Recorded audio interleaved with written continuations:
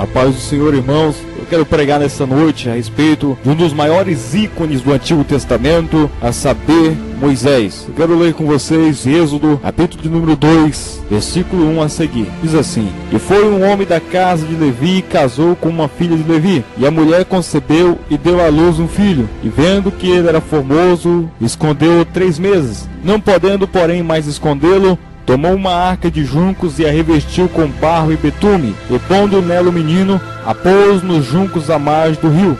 E sua irmã postou-se de longe para saber o que lhe havia de acontecer. E a filha de Faraó desceu a lavar-se no rio, e as suas donzelas passeavam pela margem do rio. E ela viu a arca no meio dos juncos, e enviou a sua criada, que a tomou. E abrindo-a, viu ao menino, e eis que o menino chorava, e moveu-se de compaixão dele, e disse: Dos meninos dos hebreus é este. Eu quero pregar nessa noite sobre a história de Moisés. Moisés nasceu em um período difícil para o povo de Israel. O povo de Deus nunca havia ficado tanto tempo escravo. Foram 430 anos debaixo do jugo de Faraó. Essa nação não tinha nada, não tinha terra, não tinha casa própria. Moravam no delta do Nilo de favor, trabalhando para Faraó e ajudando a enriquecer a grande potência que era o Egito na época. Os povos de Israel clamaram a Deus por livramento, e o Senhor compadeceu do seu povo, ouviu as suas orações, e Deus faz com que mais um campeão venha habitar na terra entre os humanos. Moisés foi um homem que o mundo não foi digno dele, assim como cada um que está ouvindo essa mensagem é um ser humano que o mundo não é digno de vós, porque você é escolhido de Deus. Moisés enfrentou grandes obstáculos na sua vida, irmãos, grandes conflitos, e tudo isso tinha que ter um porquê. Moisés foi mais um dos escolhidos do Senhor. Faraó estava endemoniado, vendo que os hebreus cada dia mais se multiplicavam no Egito. O índice de natalidade subia cada vez mais, não parava de nascer crianças hebreias. Foi então, irmãos, que Faraó marcou uma reunião com 2 parteiras, uma chamada Cifra e a outra Puá, e Faraó disse a elas: Quando forem fazer o parto das hebreias, se for homem, matai, se for moça, deixai viver. Satanás muito bem sabia da promessa feita por Deus lá no Jardim do Éden, quando a mulher e o homem haviam sido enganados pela serpente, pelo maligno, pelo diabo. Em Gênesis capítulo 3, versículo 15, o Senhor havia dito à serpente: Da semente da mulher nascerá um que irá esmagar a sua cabeça. Então o diabo, sabendo dessa promessa, colocou no coração do ímpio Faraó que os hebreus iriam fazer rebelião ao serviço de escravo no Egito, e iriam em breve tomar o Egito para si, e a melhor coisa seria matar os homens, e assim não teria semente da mulher para pisar sobre a cabeça da antiga serpente, a saber, o diabo. Mas Deus, irmãos, quando tem uma promessa na vida de um homem, de uma mulher, pode se levantar o inferno todo para tentar combater, mas só levanta para cair de novo, porque Deus não deixa tocar naqueles que são escolhidos dele. As parteiras não obedeceram a ordem de Faraó, e quando nascia um menino, deixavam seus pais com a responsabilidade de criá-los. Naquela época parecia uma contradição, mas o que os pais mais queriam era um filho homem. Quando nascia alguma criança do sexo feminino, o pai muitas vezes ficava orando, pedindo perdão pelos pecados dele. Ele achava que para dar continuidade à sua herança, teria que ser um filho homem. Mas nessa época de opressão sobre o Egito e da perseguição sobre as crianças do sexo masculino, toda a família judaica pedia a Deus uma menina. Por que, irmãos de Augusto? Porque uma menina não daria o desconforto de precisar esconder de Faraó. Estava liberado viver e criá-la. Agora, se nascesse qualquer menino, a morte era certa. Mas dentro da família hebreia teve uma família da casa de Levi que entendeu os planos do Senhor. Moisés nasceu em 1593 a.C. no Egito, sendo filho de Arão, neto de Coate, bisneto de Levi. Sua mãe era Joquebede, era irmã de Coate. Moisés era 3 anos mais novo do que seu irmão Arão. Miriam era irmã deles, alguns anos mais velha do que os dois. Quando Moisés nasceu, diz a Bíblia que o moço era muito lindo, muito belo, e por isso sua família resolveu cuidar do bebê, resolveu se arriscar a cuidar da criança. Vendo a hora um guarda chegar, arrombar a porta e matar a criança e toda a família, Moisés, irmãos, com 3 meses de vida, não podia fazer nada, até o direito de gritar foi tirado dessa criança. A mãe escondeu ele da vista dos soldados egípcios. Eu acho muito lindo, porque quando Deus tem uma chamada na vida de alguém, essa pessoa nasce com um timbre diferente, essa pessoa nasce com um vigor diferente, em prol de nascer debaixo de uma família perseguida, e mesmo nascendo numa ocasião em que o mundo queria matá-lo, mas essa criança nasceu muito bela. Essa pessoa tem dentro de si a unção que faz a diferença. A história de Moisés, a história dele, se contar para o carroceiro, até o jumento chora.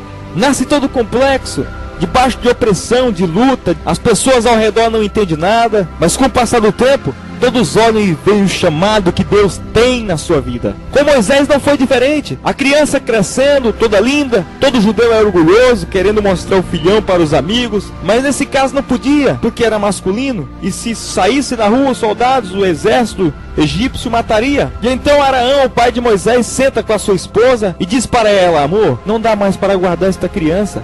Ela está crescendo e infelizmente vamos ter que despachar ela de dentro de nossa casa, porque se Faraó descobre, mata todos nós e nossos 2 filhos. Eu imagino as lágrimas rolando no rosto do pai e da mãe de Moisés, porque essa não é uma decisão fácil de tomar. Ninguém, nenhum pai, nenhuma mãe está preparado para tomar uma decisão dessa, porque 3 meses já é tempo suficiente para se apegar ao menino. E Joquebede dizendo, eu imagino, se Deus tiver um plano na vida dessa criança. Quando o pai e quando a mãe diz isso, irmãos, o céu se abre, Deus ouve.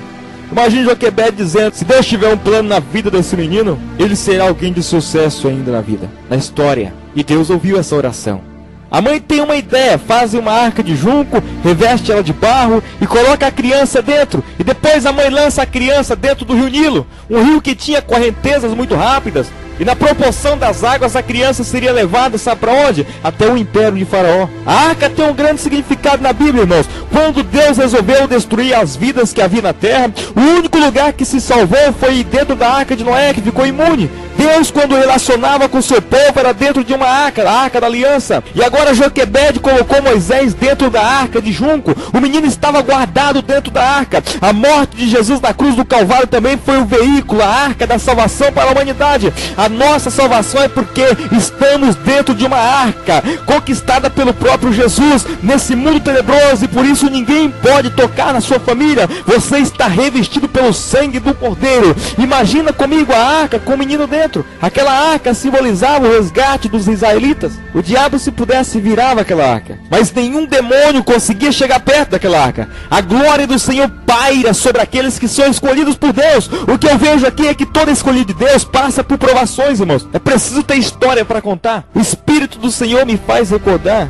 de Jesus no Getsemane. A palavra Getsemane significa lugar da prensão. Ali havia muitas oliveiras, mas havia também maquinários para prensar a oliva e fazer azeite, o óleo, que era caríssimo naquela época, era o símbolo da prosperidade divina. Jesus tinha o Getsemane como lugar da oração. Era um daqueles lugares especiais em que nós gostamos de passar um tempo falando com Deus.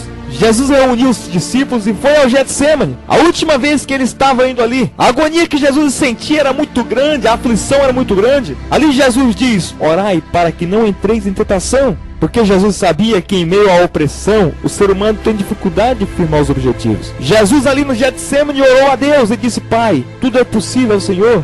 Se possível, passa de mim este cálice. A pressão faz isso com o ser humano, irmão. Deus nos conhece na adversidade. É muito fácil dizer: Deus, eu te amo, quando tudo vai bem. É fácil dizer: Deus, o Senhor é generoso, quando estamos empregados, quando estamos com saúde. Mas para Deus, a adoração que Ele gosta de ouvir e a que toca os céus é aquela que sai no meio da luta, no meio da adversidade, no meio da dor, no meio da dificuldade. Jesus não estava ali no Getsemane com medo da cruz, da morte, não, porque Ele sabia desde o início de tudo. Ele mesmo disse: é para isso que vim, para fazer a vontade do meu Pai. O que fez Jesus orar intensamente, e a Bíblia diz que ele suou sangue por causa da pressão da agonia sobre o seu corpo. O que fez Jesus sentir tanta agonia foi o pecado da humanidade. Até ali Jesus nunca havia sentido a dor do pecado. Jesus estava sendo como um aspirador de pó, estava aspirando todos os pecados da humanidade para si, como um cordeiro. Ele sentia já na sua carne o abandono dos discípulos, todos abandonando ele, palavras partidas sobre ele como flechas. O próprio Pai, por causa do pecado, virou as costas para ele. E Jesus, em meio à luta, à pressão, soltou a palavra rema. Mesmo pressionado, contudo, Pai, seja feita a tua vontade. Sabe por que tudo isso, irmão? Tudo isso foi por amor a você. Talvez você pense que ser crente é ser livre de conflito, livre de problemas, negativo. Tem pessoas que não entendem porque às vezes o pastor diz: irmãos, vamos orar. O crente não ora porque gosta, mas sim porque precisa, é carente, é necessitado de oração. É na oração que você vence a tentação. Que tentação, irmão Zé Augusto? Aquelas que vêm sobre a sua vida e te faz pensar em abandonar a fé. Quantas pessoas já não pensaram em abandonar a fé por várias vezes? Porque achou que Deus havia te abandonado, te esquecido. Quantas propostas o diabo não tem feito? Abandona a fé, larga a fé, desista. E muitas pessoas têm desistido porque têm parado de buscar ao Senhor, têm parado de orar, têm parado de se entregar, têm parado de colocar-se na oração, e por isso se entregam e se rendem facilmente. No ano de 2010, a virada, poucos são os que passaram orando.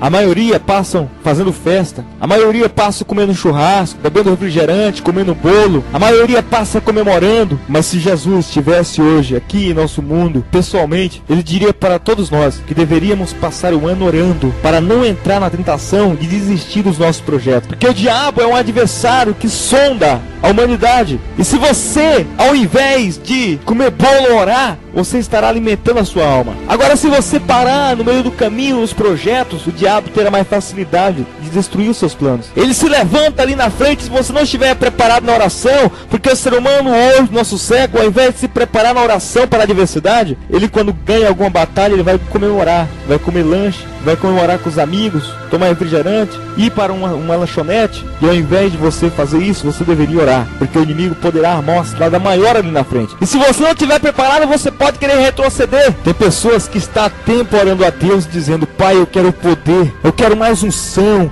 eu quero mais de Ti, eu quero me encher do Espírito Santo. Mas não tem entendido porque as lutas têm multiplicado sobre a sua vida. Não tem entendido porque às vezes a luta tem vindo mais para atacar a sua vida. Meu querido, quanto mais você pede a Deus poder, se prepare para a pressão, se prepare para a adversidade. Deus não avalia alguém na bonança, Deus avalia alguém na pressão. Quanto mais pressão, mais poder. Porque tem pessoas que prometem a Deus honrá-lo, mas logo depois esquece de tudo. As palavras que você diz quando tem uma festa na igreja e você sente Deus e diz: eu vou te servir melhor, Pai, daqui pra frente eu vou ser um crente melhor. Para Deus vai valer mesmo, realmente, quando você resistir o fogo da pressão. A pressão é como uma panela de pressão pegando fogo. O calor do fogo gera pressão, gera o vapor. E é o vapor da pressão é que cozinha o alimento dentro da panela. Quanto mais pressão, mais poder para a sua vida. Quanto mais pressão, mais Deus derrama unção. Resista essa luta, não pare, não tire a tampa. Continue cheio até transbordar. Nesse ano Deus tem muito mais para você. O seu ministério vai impactar gerações. Você não pode parar só porque o inimigo tem tentado fazer você parar. Quanto mais fogo, mais o ouro vai aparecer. A palha se queima com fogo, mais a pressão faz o crente ser mais vitorioso ainda. Não seja um crente que reclama de tudo, reclama do sol, reclama da chuva, do frio. Se você quer ter uma experiência sobrenatural com Deus, se prepara para ser jogado dentro do rio Nilo, como Moisés. Se prepare para as pedradas, para as calúnias. Pessoas inventarão história sua. Se prepara para enfrentar inimigos das trevas. Mas eu digo uma coisa: não tem medo de demônios não. Aquele que está em você é maior do que o capeta e todo o inferno junto que se levantar contra a sua vida. Quando eu olho para a vida de Moisés, eu vejo o reflexo de muitas vidas como a dele. Pessoas que foram traídas, pessoas que foram jogadas, pessoas que foram criadas longe de pai, longe de mãe, abandonadas, sofreram muito. Ministérios que foram caluniados, obreiros que estão sendo barrados. O diabo, ele tenta lançar as garras dele sobre a sua cabeça, te fazer desistir. Ele fica te sondando, ele fica olhando como Deus abençoa os seus negócios, aquilo que você faz, tudo que você toca vai pra frente. Ele observa isso tudo, como o Senhor te usa. Ele sabe do talento que você tem quando louva a Deus, e a glória de Deus se manifesta no culto. Ele sabe quando você prega na igreja, Deus te usa. Tem pessoas aqui que quer como Moisés, quase foi morto quando era criança, sofreram acidentes. Engraçado que minha mãe, antes de decidir servir a Cristo, ela andou de religião em religião, buscando a solução para a vida dela. Ela sofria de uma doença depressiva e nenhum médico dava jeito para ela. Meu pai gastava com ela muito dinheiro, com remédios, passagens, dependendo de vereador, de prefeito, da boa vontade dos outros. Até que um dia ela foi em uma igreja, teve ali um encontro com Jesus, e aquilo que as pessoas não entendiam nela, Jesus compreendeu E além de compreender, curou ela. Hoje ela entendeu que tudo que estava acontecendo na vida dela, as adversidades, as opressões, é porque ela era uma escolhida desde o ventre. Hoje as coisas mudaram lá em casa. Deus nos deu um comércio. Hoje, para a glória de Deus, temos casa, temos automóveis. Minha mãe, revisando a bolsa dela esses dias, encontrou um tanto de ficha de hospital que ela frequentou, aqui dentro de Rondônia, fora de Rondônia, um tanto de hospital que ela passou.